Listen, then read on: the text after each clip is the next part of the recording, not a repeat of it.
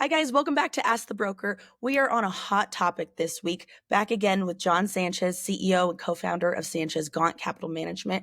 We are going to hit on the topic of tariffs today, and we're going to break down the basics for people like me who don't completely understand them. So let's get started. Give me the most basic example of what a tariff is. Essentially, Bailey, a tariff is a tax, right? And this is something the Trump administration is trying to do to bring in revenue and also to punish other countries that he has felt that we've been, basically messed over with for years, right? So I'll give you a basic example of a tariff. Okay.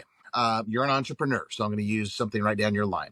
Okay, so let's say you make a widget, right? You make a widget and it cost you $100 to make that widget. Let's say you are in a foreign country, you're in China. You sell that widget here to the US, and I'm a merchant here in the US.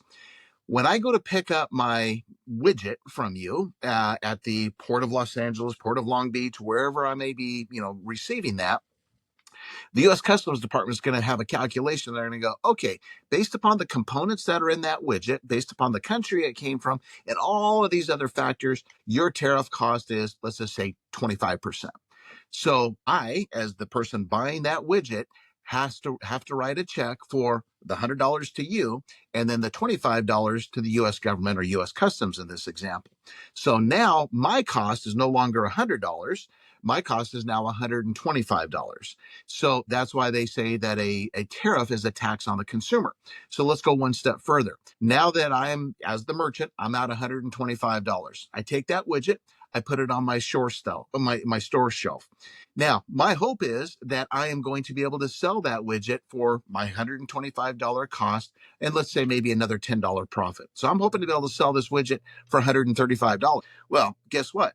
In the past, my customers weren't used to paying that additional $25, right? So now I'm asking them to pay that $25 plus my $100 plus my $10 profit, now $135. I'm out that capital. So now I'm hoping and praying that customer is going to do it. And if they don't, the merchant, I'm out all of that money. And that's the big fear right now. And one concern that I really have about this whole tariff situation is these small businesses, the Walmarts and the Home Depots of the world, of course, they got the balance sheet to handle this.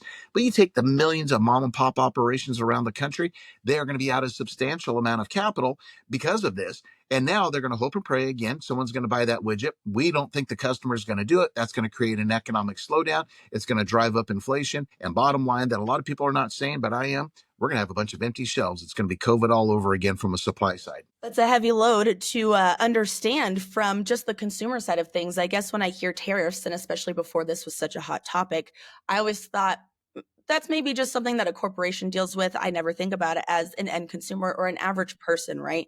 Yes. So given that, how long will it be, do you think, until the end consumer like myself is going to start seeing a change in prices from those tariffs? It's going to be effective immediately. I mean, 2 days ago, well, yesterday, which was, let's see what today's the 10th. So April the 9th at midnight yesterday, the new tariffs began for primarily China. A lot of the other ones had begun a while back with Canada and Mexico. But the big one, of course, is China because we are such a massive importer of Chinese goods. So that's the real sticky one. As of today, that tariff now is 145%. It got increased another amount today. So now you're looking at a total of 145%. So back to our widget example, that $100 widget now is $245.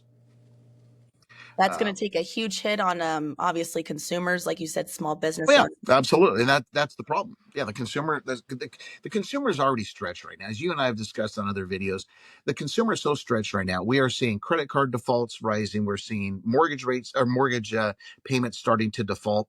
We're seeing auto loans starting to dramatically escalate. The consumer is stretched. And oh, by the way, they're not saying this either. There's 9 million student loan borrowers out there that had pretty much been not having to pay their student loans during the Biden administration. Now the student loan payments are coming due. So the consumer, kind of use an old analogy, is remember Gumby, that old clay figure. Gumby stretched, and the consumer now is Gumby. They are stretched to the hilt, and now you're going to throw these additional tariffs. And that's why, frankly, we've been having the problems in the stock market. Wall Street is very concerned that the consumer is just going to back down. They're going to hunker down. They're not going to be buying things, and therefore corporate America is not going to make money, and therefore the stock price goes down. It's really that simple. So it just feels like, in a sense, COVID all over again, right? Where people are figuring out where they want to put their pennies do you think we're going to see empty shelves again from panic buying? We're already starting to see it in some areas.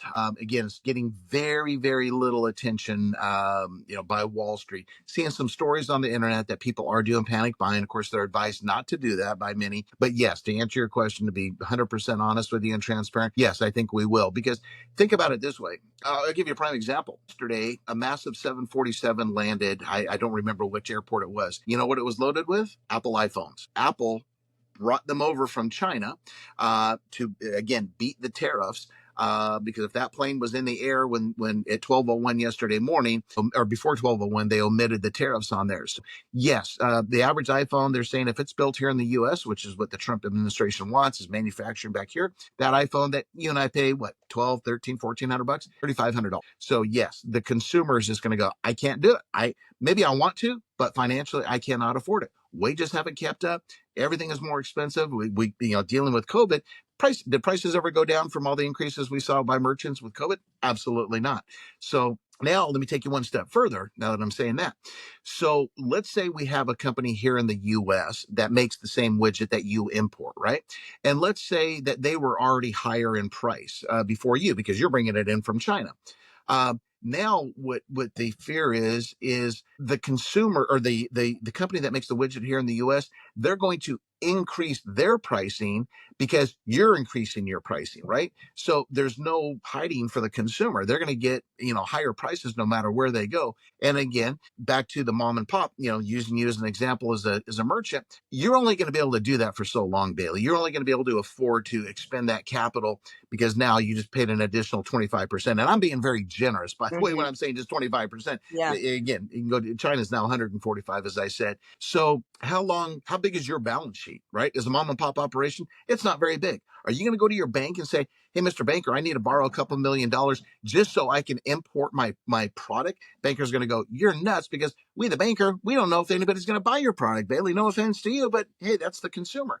So you're going to only be able to do that for so long. And then you're going to go, I can't do that. Okay. So now what's going to happen is you're going to evolve into what we call just-in-time inventory. We all know what that is, right? That's where we're able to go on the internet, order our favorite product, and it's here, sometimes in a matter of hours, sometimes in a day or two. No one's really stocking that, right? That person or that company you're ordering that product through, they're going directly to the warehouse of the manufacturer of that product, right? A lot of times the merchant is completely bypassed and it's shipped directly to you. Well, you're going to see everybody doing that. So now I think you're going to start to see problems with brick and mortar operations because, again, no one can afford to stock anything because the merchant is going to be out all that capital. They can't do it. So now it's just going to be, you're going to order right on the internet. You got to wait for it to come. And then get ready for this. They're going to require you as the customer to prepay all of that because, again, the merchant, right? The merchant can't afford, again, all that capital outlay. So Right. it's a mess. It just goes on and What a on. It's very snowball simple. effect as well. I mean, it's Oh, yeah. terrifying to see how far it'll go. Again, not to beat a dead horse, but looking at COVID and what we dealt with then with all of that. So, I mean, looking long term, even if people start or companies start manufacturing here in the US, were companies already prepared for this when they saw Trump come into administration and started to go into warehouses in the US to start manufacturing, expecting this? Or should we expect years out before we even see any break in this where companies still have to come here? They have to build out their factories, start manufacturing, and then getting it out to us. How does that look given that there's no option of Trump coming back for a third term, obviously? Huh? How does Don't that say look? Or that. He has another plan on that one, maybe. that'll be our next topic then for the next video. Yes. But are companies going to commit to coming here to the US and manufacture knowing that he won't, we'll say, not be here for another term? Or are they just saying, forget about it, we're staying where we are for the next 4 years and the consumer can take on that rise in cost and get Mhm. over it? That's the dilemma. You hit the $1 million question. That is the dilemma. So let's give some facts here. According to the Trump administration, approximately $2 trillion of capital has been committed by some large companies, Taiwan Semiconductor, Apple, Hyundai, so on and so forth, that they're going to take capital and build plants here in the US. You got to be careful when you hear that, though. Sounds like it's a tremendous amount of money, and he's very proud when he says that. Here's the problem. If I'm Apple and I want to build a new semiconductor manufacturing plant here in the US, how long do you think that's going to take me? Lord knows, years. 2, 3, 4 years if I'm lucky, right? By the Exactly. way, we have a shortage of construction workers in this country because a lot of them have been deported, right? To And the I was gonna islands. say materials as well, right? I mean, how are you building this stuff out when materials are That's gonna right. be extremely That's high right. as well? So this is what I keep discussing on the radio show, and that is if you're sitting in the C-suite of a Fortune 500 company right now, your head is spinning. You and your staff and your economists and analysts, you're running model after model, saying exactly what you're asking, Bailey. Um, do we do it or do we not do it, right? My answer, I think, is going to be they're not going to do it. What they're going to do is they're going to continue to kind of wave this golden carrot in front of the Trump administration and say we're going to commit, we're going to do it. Well, a lot of people don't know. I'll give you an example. Apple committed $500 billion, okay, according to Trump. If you go back, Apple committed that under the Biden administration. And now Mm. Trump's using it saying, oh, they just committed $500 billion to build a new plant. So you got to be careful. Then you also have to be careful with it's easy for a corporation to say, okay, I'm going to commit X millions or hundreds of millions or billions of dollars. But in reality, how long are they going to drag it on? You've got permitting process. Oh, by the way, there is a shortage of construction material. And oh, by the way, a lot of that construction material comes from overseas. So now, what was going to be $100 million building is probably going to cost me, $200 million because of the increase in construction costs and materials and so on and so forth. So with this commitment that they're giving, sorry not to cut you off, but this commitment that they're giving, saying of $500 billion, is this a just verbal handshake agreement? Is That there we don't know. I've okay. wondered the same thing myself, to be honest with you. Yeah, that I've not heard anything or seen anything where they've actually signed a contract since. So given that and that large amount of information, again, as the average consumer, what is your best advice? Not even from the investment side of things, because I know you've talked about don't panic, don't start selling things off, but just from an average consumer, with my normal savings and my average job, what is your suggestion to these consumers of what do I do with my money? Do I go put it in a bank? Do I put it under my mattress? Do I just stop buying as much as I can and pinch pennies? Well, I want to reverse engineer your question. I want to go to one thing that you said that's very important that again is not getting enough attention in my opinion. That is the jobs picture. Okay, so let's go back to the widget example we started this interview with. If let's say right now you employ 10 people in your store. Do you really need 10 people if there's nothing on the shelves, if there's no consumer coming in your store and it's all an internet sale? The answer is no. So what I predict is going to be the next leg to fall. It's going to start to be the jobs picture. You're going to start to see not only inflation rise from its already relatively high levels right now. It's come down, but it is starting to rise. But you're going to start to see people losing their jobs. And then that's going to put more pressure on the economy. Again, the consumer's already stretched. They lose their job. Average person does not have more than a month, if you're lucky, month of emergency savings. So you're going to start to see default rates increase on the mortgages, on the cars, on the credit cards, on the student loan debt, so on and so forth. Right now, the jobs picture is very strong. But again, the tariffs, again, just have started in the last couple of days. So give it a month or two. And if no resolution is achieved by the Trump administration, then I think you're going to start to see the layoffs happening. Okay, so now what do? This is the time that you start to become very conservative, right? Stock market has not been our friend. We've lost a significant amount of money in the stock market. Up until yesterday's rally, the stock market had lost basically $7 trillion of market value. Yes, we got a nice little pop yesterday, but we gave some of that back today. The market is very much in turbulence. It's hinging on wanting some good news out of the Trump administration that negotiations are starting and ongoing with these various countries. That's what the street is waiting for. But in the meantime, that could take, as we heard yesterday, we got a 90-day quote pause on the tariffs other than a flat 10% tariff. Okay. So that's why Wall Street got excited yesterday. But the bottom line is from a personal standpoint, I would become very conservative. I would look at my budget. I would look at every penny that I'm spending. I would make sure that my resume is up to date and so on and so forth, because we could see, as we experienced in COVID, we could see an entire another round of layoffs. We lost, 18, 20 million people during COVID at its peak. I don't think it's going to get that bad. The administration won't let it get that bad, in my opinion. But I think you're going to start to see a lot of people losing their jobs. So yes, it's time to stock up your shelves, because that's just a smart, prudent financial move. Because if things do become more expensive, as I anticipate they will, might as well buy it now if you're going to need it. We've seen just in the last couple of days a huge rush in people buying cars, washing machines, computers, things that really are going to be affected by the higher tariff rates.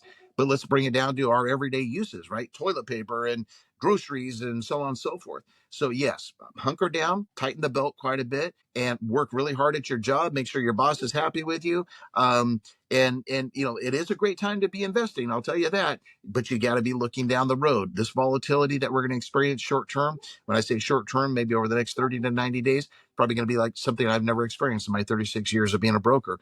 But there's going to be opportunities, out there. But it's going to be painful, as the Trump administration says. We're going to go through some pain. We got to listen to that. Well, I guess let me throw one more question at you while we're on this topic. What is the resolution that the administration is looking for in order to make everything less heavy? Are we just looking for lower tariffs from other countries when we're exporting, or what is their outlook for this in their Yeah, game? you just gave me goosebumps. Another excellent question. We don't know. And this is the problem, Bailey. It's been a moving target. It started off, 3 weeks ago when the tariff announcement came. It started off that he was placing the 25% tariffs against Canada and Mexico because of fentanyl, right?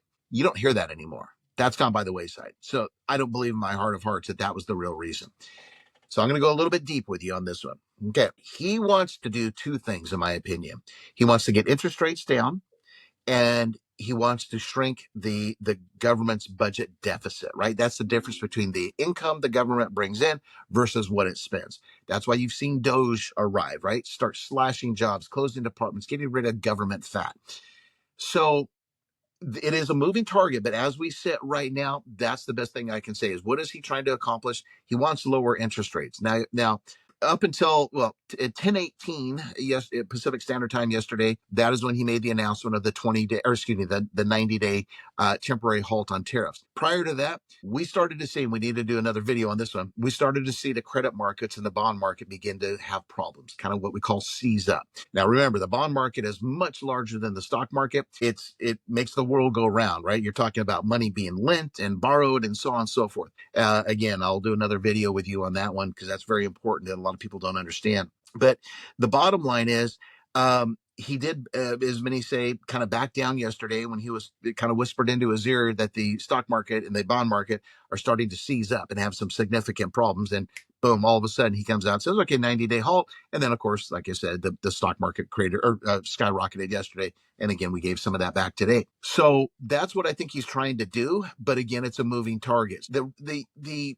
mistake that a lot of people think is they're so stuck on the word tariff. Well, again, right now we're at, as I mentioned a couple times, 145% tariff. No one in their right mind is going to pay 145% more for a product from China. So, and they, remember yesterday when he said the 90-day halt, or temporary halt, China was not included in that. Matter of fact, he increased the tariff to China yesterday when he gave a pass for the rest of the world.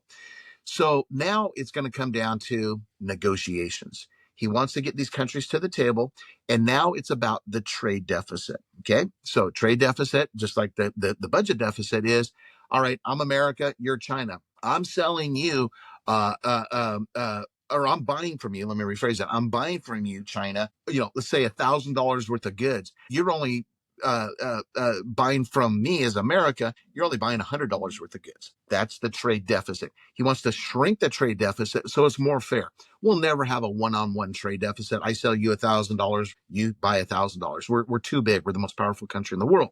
But he wants to shrink that trade deficit down with every country. And this is one of my concerns right now is that's going to take a lot of negotiations. We've had a number of countries. Vietnam is an example. Last week, hey, Mr. Trump, we'll drop the tariffs down to zero. He hit them with a 90% on the announcement of the tariffs last week. Immediately by Friday, I believe it was, of last week, they dropped it down to zero. Not good enough. We want to shrink that trade deficit. So the challenge is going to be, you're going to see a lot of countries come to the table. And again, it's going to take some negotiation. The one I'm worried about is China. They're very proud. We're very proud. We now have this massive gap in between. How can we shrink that down? That's anybody's guess how long that's going to take. I don't think it's going to be an overnight situation. It's going to take weeks, if not months, to get China and the U.S. to the table and to solve this trade deficit situation. Other countries, they don't have a choice. Again, we're too big. China, they're very big, just like we are. Right. Wow. So I guess what we can take away from all of this is don't panic, but do prepare. Excellent choice The of only words. thing we can look at is just standing by and watching what they do, and all we can control is what is